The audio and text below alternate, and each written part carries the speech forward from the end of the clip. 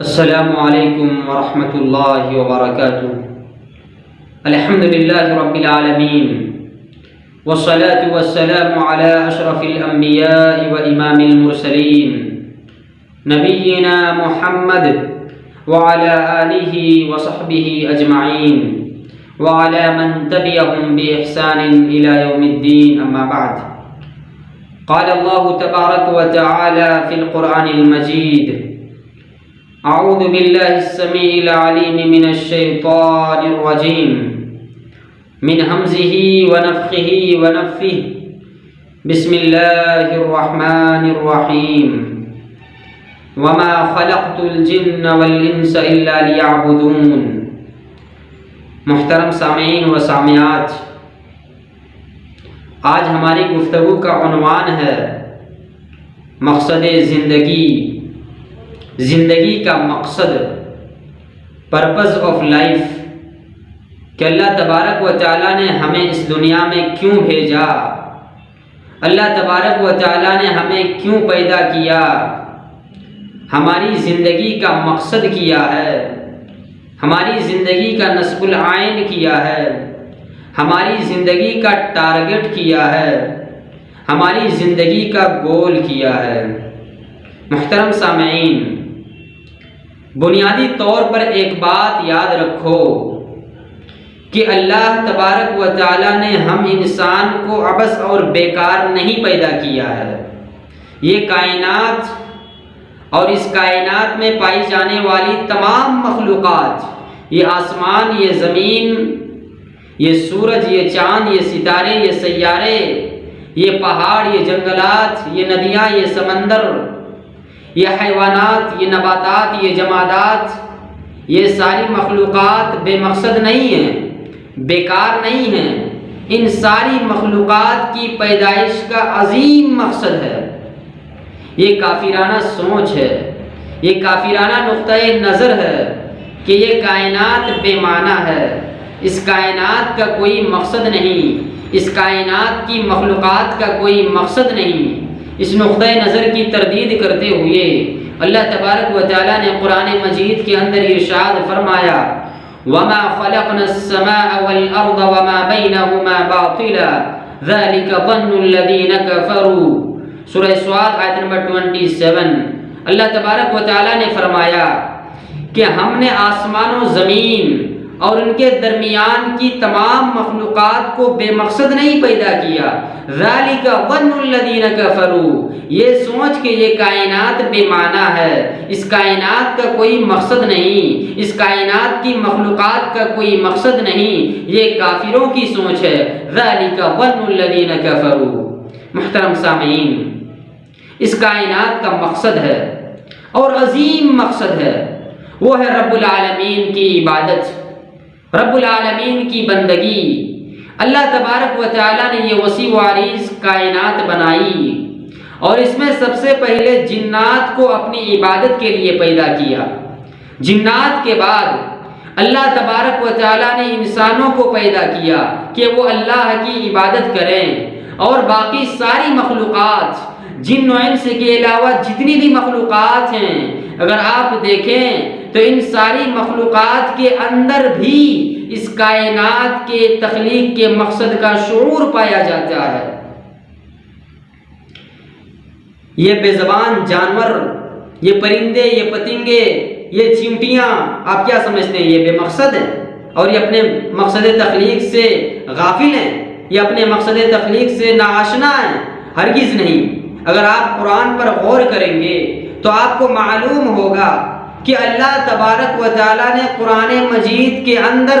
مختلف صورتوں کے نام ان جانوروں کے نام پہ رکھے ہیں۔ آپ قرآن کھولیے، آپ کو قرآن کھولتے ہی سب سے پہلے سورۃ الفاتحہ کے بعد جو سورت آپ کو ملے گی وہ ہے سورۃ البقرہ۔ بقرہ کہتے ہیں گائے کو، یعنی گائے والی سورت۔ پھر آپ آگے بڑھیے، آپ کو ایک سورت ملے گی سورۃ العنکبوت، عنکبوت کہتے ہیں مکڑی کو، یعنی مکڑی والی سورت۔ پھر آپ آگے بڑھیے، آپ کو ایک سورت ملے گی سورۃ النمل، نمل کہتے ہیں چیونٹی کو، یعنی چیونٹیوں والی سورت۔ تو اللہ تبارک و تعالیٰ نے اپنی کتاب کے اندر مختلف سورتوں کے نام ان مخلوقات کے نام پہ رکھے ہیں جن کو ہم بے زبان سمجھتے ہیں۔ دراصل اس کے ذریعے اللہ تبارک و تعالیٰ انسانوں کو یہ دعوت فکر دے رہا ہے، یہ پیغام دے رہا ہے کہ انسانوں، کائنات کی ان بے زبان مخلوقات کی زندگیوں پر غور کرو۔ یہ بے زبان مخلوقات کے اندر بھی اپنے مقصد حیات کا شعور پایا جاتا ہے،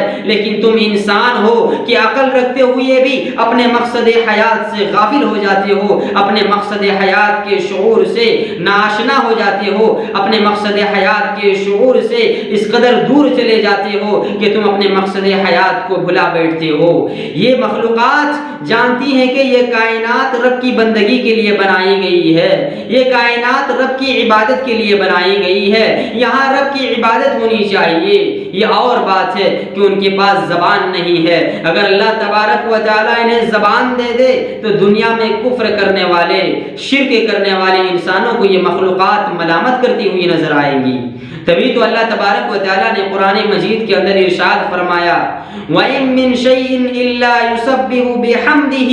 وَلَكِن لَّا تَفْقَهُونَ تَسْبِيحَهُمْ، کہ اس کائنات کا ذرہ ذرہ اللہ تبارک و تعالیٰ کی پاکی بیان کر رہا ہے۔ وَلَكِن لَّا تَفْقَهُونَ تَسْبِيحَهُمْ، لیکن اے انسانوں یہ اور بات ہے کہ تم ان کی تسبیح کو سمجھ نہیں سکتے۔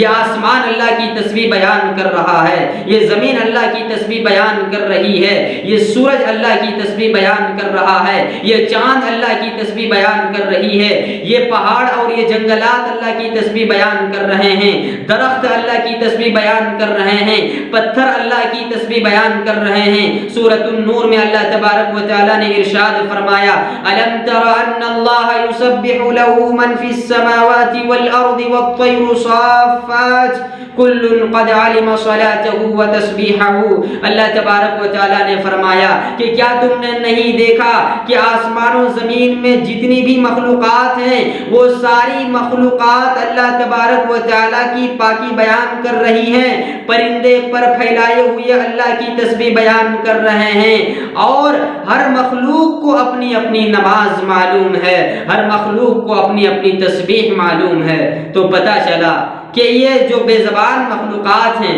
ان کی عبادت ہے، ان کی نماز ہے، ان کی تسبیح ہے، ان کی حمد و ثنا ہے، لیکن یہ اور بات ہے کہ ہم ان کی عبادت اور تسبیح کو سمجھ نہیں سکتے، ہم ان کی بندگی کو سمجھ نہیں سکتے۔ ہاں، اللہ تبارک و تعالیٰ کبھی کبھی ان بے زبان مخلوقات کی عبادت اور بندگی کو ہمیں اس انداز میں بھی دکھا دیتا ہے تاکہ ہم اور آپ بھی ان کی عبادت کو سمجھ سکیں۔ اسی لیے تو آپ دیکھیں گے آسٹریلیا کا ایک شہر ہے سڈنی کی جنگلات میں ایک ایسا درخت ہے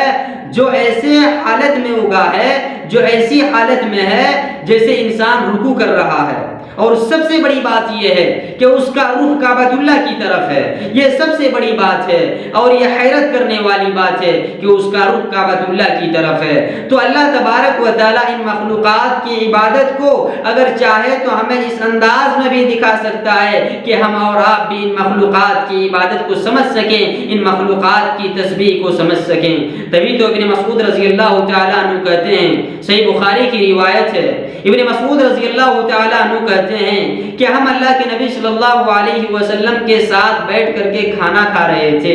کہ اچانک کھانے کے دوران کھانے کے دانوں کی تسبیح کی آواز ہمیں سنائی دی۔ اللہ تبارک و تعالیٰ نے معجزانہ طور پر یہ آواز انہیں سنائی دی۔ تو مخلوقات کی تو اس کائنات کی وہ مخلوقات جنہیں ہم بے زبان سمجھتے ہیں، اگر ہم ان کی زبانیں سمجھنے لگ جائیں تو ہر مخلوق اس کائنات کے مقصد وجود کی شہادت دیتی ہوئی نظر آئے گی۔ محترم سامعین، انسان کی تخلیق کا مقصد ہے اللہ کی بندگی، رب کی بندگی، رب کی عبادت۔ اللہ تبارک و تعالیٰ نے سورۃ الذاریات کے اندر ارشاد فرمایا وَمَا خَلَقْتُ الْجِنَّ وَالْإِنسَ إِلَّا لِيَعْبُدُونَ، کہ میں نے جن و انس کو اس لیے پیدا کیا کہ وہ میری عبادت کریں۔ بھائیو یاد رکھو، ہم اس دنیا میں اس لیے آئے ہیں تاکہ اللہ تبارک و تعالیٰ کی عبادت کریں۔ اللہ تبارک و تعالیٰ کی بندگی کریں، رب کے بتائے ہوئے طریقے پر چلیں، اللہ کی آسمان سے نازل شدہ تعلیمات کو اپنائیں، پیغمبروں کے ذریعے جو شریعت ہم تک پہنچی ہے اس شریعت کو فالو کریں۔ ہمارے سامنے اللہ کی کتاب قرآن مجید اور نبی کا اسوہ جو حدیثوں کی شکل میں اور سنتوں کی شکل میں ہمارے پاس موجود ہے اس کو فالو کریں۔ یہ ہماری اور آپ کی زندگی کا سب سے عظیم مقصد ہے، اور یقین مانو میری اور آپ کی زندگی کا سب سے بڑا کمال اور کارنامہ یہ ہے کہ میری اور آپ کی زندگی رب کی بندگی میں گزر جائے، میری اور آپ کی زندگی رب کی عبادت میں گزر جائے، رب کی بندگی میری اور آپ کی زندگی کی پہچان بن جائے۔ رب کی بندگی ہماری زندگی کا مقصد ہے، ہمیں زندگی ملی ہے رب کی بندگی کے لیے، ہمیں زندگی ملی ہے رب کی عبادت کے لیے۔ زندگی آمد برائے بندگی، زندگی آمد برائے بندگی، زندگی بے بندگی شرمندگی۔ محترم سامعین، اب یہاں پر ایک سوال یہ پیدا ہوتا ہے کہ عبادت کا مطلب کیا ہے؟ جب اللہ تبارک و تعالیٰ نے ہمیں عبادت کے لیے پیدا کیا ہے تو عبادت کا معنی کیا ہے، عبادت کا مطلب کیا ہے، عبادت کا مفہوم کیا ہے، عبادت کا ڈیفینیشن کیا ہے؟ یہ وہ سوال ہے جس کا جاننا اور سمجھنا ہر مسلمان کے لیے بہت ضروری ہے۔ کیا عبادت کا وہ مطلب ہے جو کرسچنوں نے سمجھا ہے کہ عبادت یہ ہے کہ بیوی سے دور رہو، اپنے بچوں کی جائز خواہشات کو کچلو، بھوکے پیاسے رہو،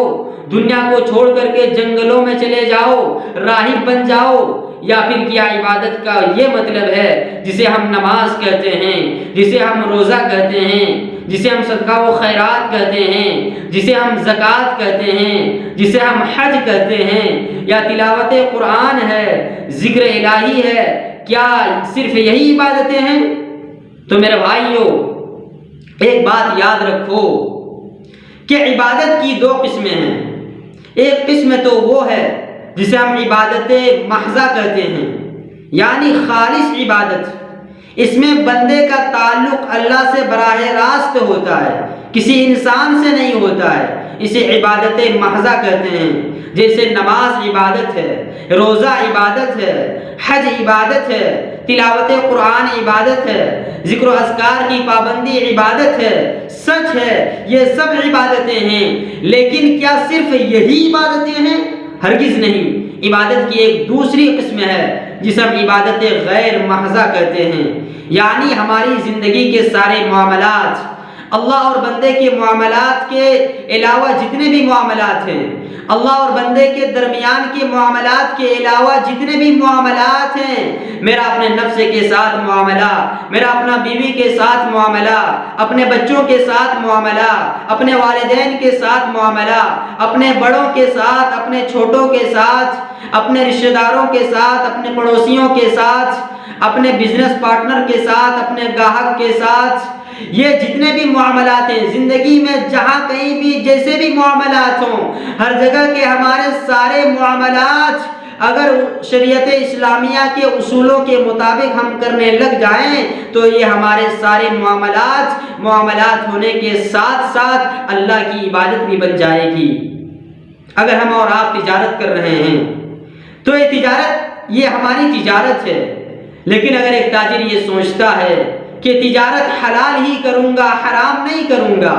تجارت کے اندر جھوٹ نہیں بولوں گا، دھوکہ نہیں دوں گا، کسی کا مال ناحق ہڑپ نہیں کروں گا، اس لیے کہ ایسا کرنے سے میری تجارت بھی متاثر ہوگی اور ایسا کرنے سے میرا رب بھی ناراض ہوگا، تو ہم اور آپ ایک اچھے تاجر بھی بن جائیں گے اور ہم اور آپ ایک اللہ کی عبادت کرنے والے ایک اچھے مسلمان بھی بن جائیں گے۔ طبرانی کی روایت ہے،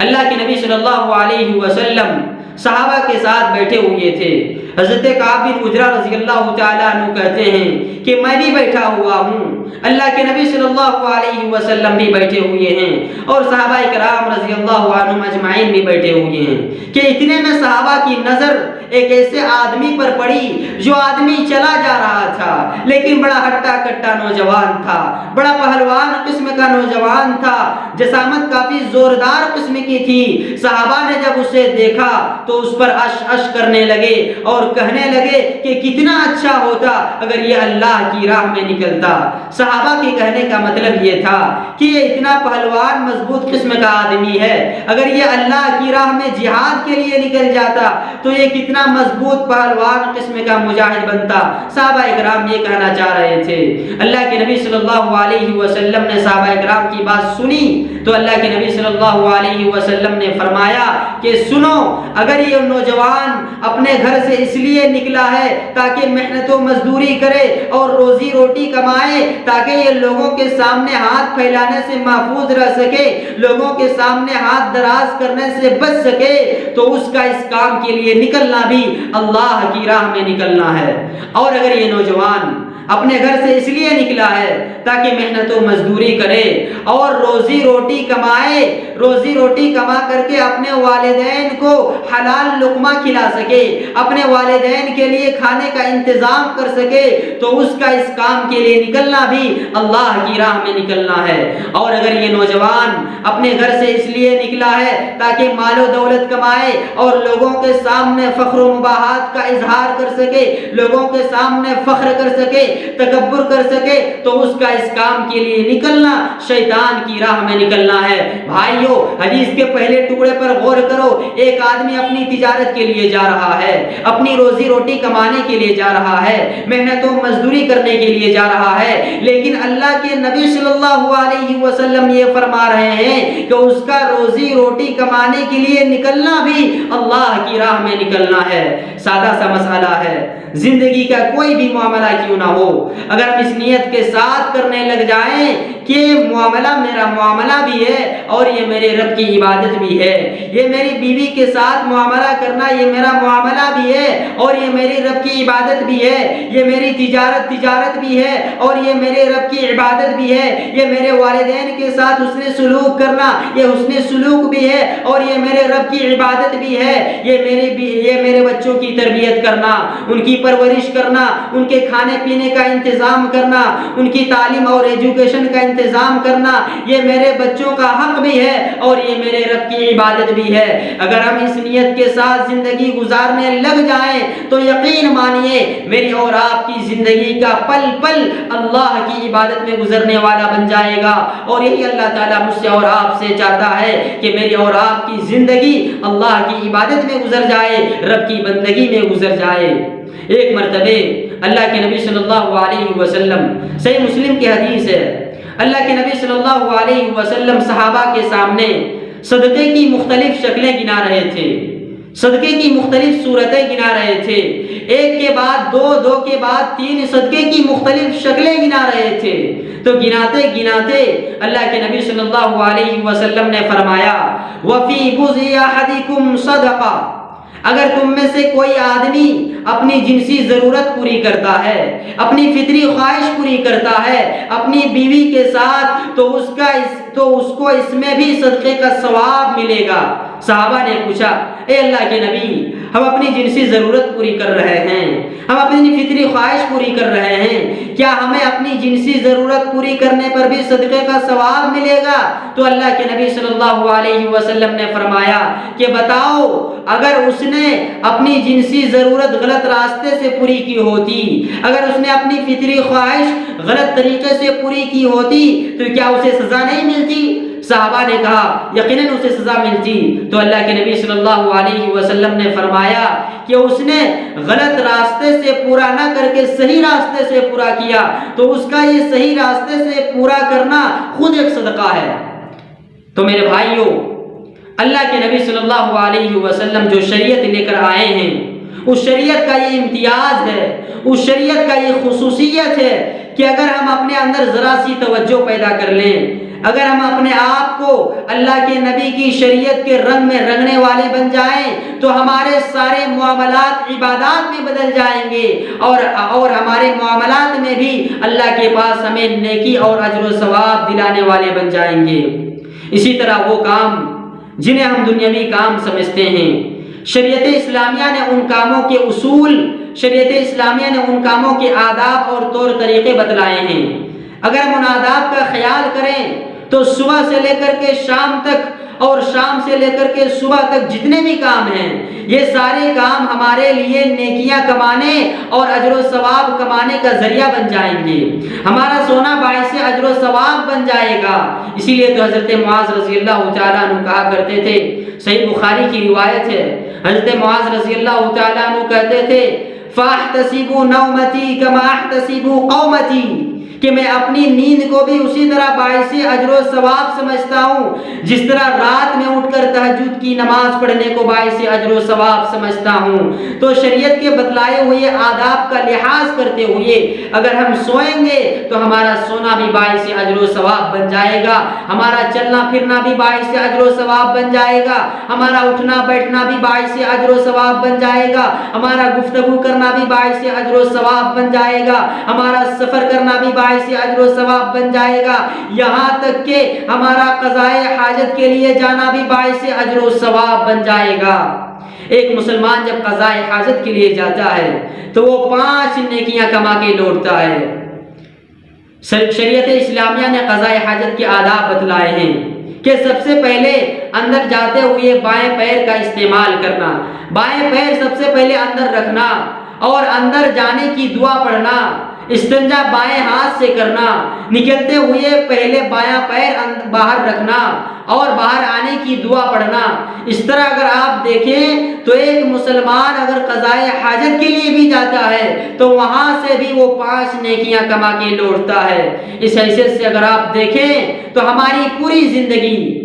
ہمارے صبح شام، ہمارے لیل و نہار، ہمارا کھانا پینا، ہمارا اٹھنا بیٹھنا، ہمارا سونا جاگنا، ہمارا چلنا پھرنا، ہمارا گفتگو کرنا، ہمارا سفر کرنا، یہ سارے کے سارے کام دین کا حصہ بن جاتے ہیں۔ اور جب اللہ تعالیٰ یہ کہتا ہے وَمَا خَلَقْتُ الْجِنَّ وَالْإِنسَ إِلَّا لِيَعْبُدُونَ، کہ میں نے جن و انس کو اس لیے پیدا کیا کہ وہ میری عبادت کریں، تو یہاں عبادت کے تصور میں یہ ساری چیزیں آ جاتی ہیں، یہاں عبادت کے تصور میں یہ ساری چیزیں داخل ہو جاتی ہیں۔ تو میرے بھائیوں،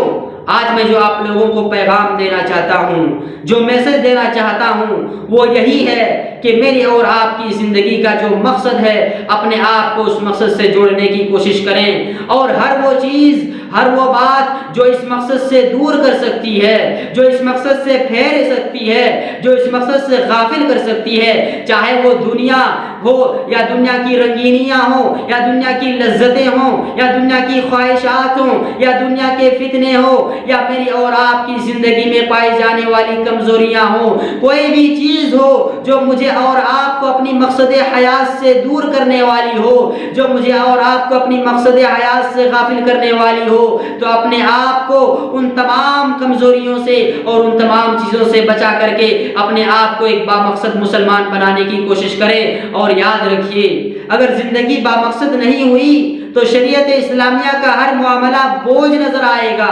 اور اگر زندگی بامقصد ہو گئی، مقصد سے جڑ گئی، تو شریعت اسلامیہ کا ہر معاملہ میرے اور آپ کے لیے لذت کا باعث بنے گا، مجھے اور آپ کو مزہ دینے والا بن جائے گا۔ کسی شاعر نے بڑی پیاری بات کہی ہے کہ کہا کہ میری مرضی ہوئی گم جب سے تیری مرضی میں، میری مرضی ہوئی گم جب سے تیری مرضی میں، موت میں بھی پائے ہیں میں نے زندگی کے مزے۔ دعا ہے رب العالمین سے کہ اللہ سبحانہ و تعالیٰ مجھ کہنے والے کو اور آپ سب سننے والوں کو اپنی زندگیوں کو بامقصد بنانے کی توفیق عطا فرمائے، اور اس مقصد سے جڑنے کا جو خیر ہے، جو برکت ہے، وہ ہمیں ہر دم نصیب فرمائے، آمین۔ وآخر دعوانا الحمد للہ رب العالمین، والسلام علیکم ورحمۃ اللہ وبرکاتہ۔